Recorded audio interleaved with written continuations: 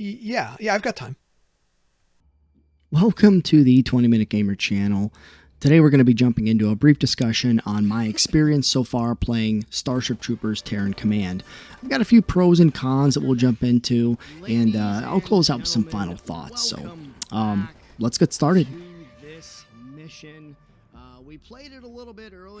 So, Starship Troopers offers fans of the series an opportunity to command troops of the Mobile Infantry against the fearless Arachnids. There's a great selection of units to enlist from, rifle troopers using your Mark I Moritas to E pulse rifle troopers, and even the deadly Marauder mech chassis. Each unit also can achieve veteran status, which unlocks an additional skill slot for which you have two options to pick from. Standard rifle troopers, for example, can equip a shotgun barrage, or they can use a grenade cluster. The barrage offers a limited time frame where they unleash their underbarrel shotguns against any bugs that enter their ring of attack. The grenade cluster offers a larger explosion than the standard grenade with a shorter time fuse and a shorter toss distance, so user beware. I've so far enjoyed the campaign. The missions are plentiful and resplendent with variation. Though some of the missions do piggyback on each other in similarity, there is enough contrast to keep them interesting. From straight-up bug hunts to base defense and even a few stealth missions, each change is welcome to the player, and it prevents the game from becoming too boring and tedious. Oftentimes, games like this can have the same mission replayed over and over with different skins, and eventually the player gets wise. I also felt as though there was a great difficulty scaling across the campaign. The missions start out at a comfortable difficulty, on normal at least, and this does give the player time to get comfortable with the way the game plays and offers some really generous learning curves. By the time you start rage quitting your losses, you've come to realize the learning curve is over and, simply put, it's game time. Now, while the game does offer, in my opinion, more pros than cons, the game does offer some discouraging moments and houses some significant gameplay flaws. First, the audio does fall a little bit flat for me. For example, the looped audio used for the Morita rifles just fails to deliver. I don't get the intensity or the gravitas from the Marines engaging during combat. Fight or die, soldier!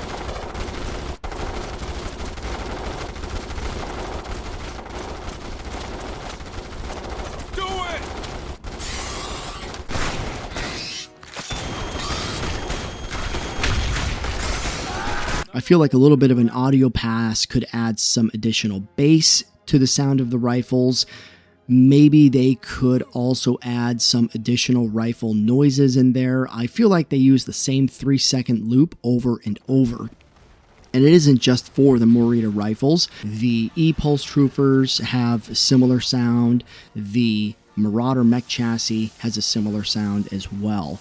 I think the only loop that kind of makes sense maybe is the combat engineers who use a flamethrower. I mean, let's be honest, there's really only so much noise you can attribute to a flamethrower sound. So those sounds are just a little bit of a slight miss for me. The music also at times hits a very 1990s Duke Nukem 3D MIDI style that, while nostalgic for me as a gamer, feels oddly out of place by today's game standards. My second point drives against unit types of the opposition. While the numerous unit types of the Mobile Infantry offer a nice variety to your playstyle, the unit types of the bugs can offer some paralyzed, what the fuck moments. This game really demonstrates how outmanned, outgunned, and embarrassingly underpowered we as humans are against the Hive threat. Some unit types are seemingly so powerful that without the proper squad, and in some cases even with the proper squad, you can expect near 60% or higher losses to your infantry. The Scorpion bugs easily come to mind.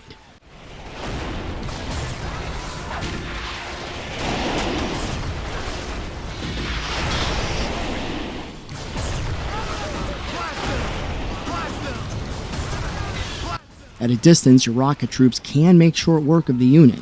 However, that pulse beam absolutely decimates your units. Even the fabled Marauders lack the proper utilities to stand toe-to-toe, 1v1, against the Scorpions. I feel like there could be a discussion in favor of a small balance pass across some of the bugs. Now, my third and fourth points are similarly linked in regards to the artificial intelligence, so I'll be discussing them as a pair. The MI AI is pretty poor. I don't think it's non-existent, but it's pretty weak. The mobile infantry will stand clumped together after a move and not engage a single threat. Now, I think that this has to do with the line of sight process that the mobile infantry have been tasked with. Above each soldier is a crosshair. If the soldiers have a proper line of sight, that crosshair turns green. If they have minimal line of sight, it turns orange. If they have no line of sight, it turns red. Now, the AI and movement written for the bugs is pretty exceptional. It's nearly flawless. I have nary a moment where the bugs are caught up on a cliff or ledge as they scramble to attack me. They seem to understand their obstacles very, very well and navigate them with an effectiveness that, quite honestly, should be documented for real-life combat maneuvers. But all jokes set aside, the mobile infantry AI just doesn't do enough. Their sight indicators really prevent your ability to get rounds on a target unless everyone is online. Now, that sounds easy enough, but at times where you're trying to create a choke point or fatal funnel to gain fire superiority or force the bugs into that channel so that you're not overwhelmed, there are more moments than not where one squad ends up front, they get chewed up because they're the only ones engaging, or your second squad is now taking combat because that front line has broken because they were the only ones engaging. That second squad behind is most likely now have a red indicator on their crosshair above them, and it's just not enough for engagements. The MI troopers also don't have a well enough 360-degree sightline. Coming off of the previous topic, I have had experiences surface in the game where the bugs get behind you, and unless you've manually faced that squad of troops to look behind, they just won't start engaging those 6 o'clock units. I really feel like the AI for the mobile infantry needs a little bit of a rework. It's also my opinion that the gameplay could be made better if the mobile infantry got an aggressor setting. Now, I hate to dredge up the past and say they don't make them like they used to, but frankly, the first Starship Troopers game, Terran Ascendancy, had a great functionality with an aggression setting for the units. Other games in the late 90s and early 2000s took advantage of this as well. Homeworld 1 and 2 come to mind. Even Dawn of War, when it came out, it had an aggressive button for the units. They also had a ranged melee selection, which I don't really think that would come in handy here, but the option is generally supported by an aggressive or red, a stand ground, yellow or white, and then an evade, green selection for the squad or team. Now, the way I'd play it out is simple. Each squad could support these indicators through either 3 individual buttons, similar to Homeworld, or even just one button for the action that you could cycle. On aggressive, the units would attack openly. Their damage would be increased, their accuracy would be decreased, but if a bug is sighted, even en route to a location, they are openly engaging those targets. They would also be the first, if online, to jump forward and actively engage the bugs as they creep toward you. Might not necessarily be beneficial for base defense missions, as they would leave their post to continue to engage any bugs they noticed outside the walls. For stand your ground or hold your ground, I imagine they'd function similarly to how they do now, just run-of-the-mill combat action. I still feel as though if they were moving to a location and come across a bug, they'd begin to engage, which they don't do currently.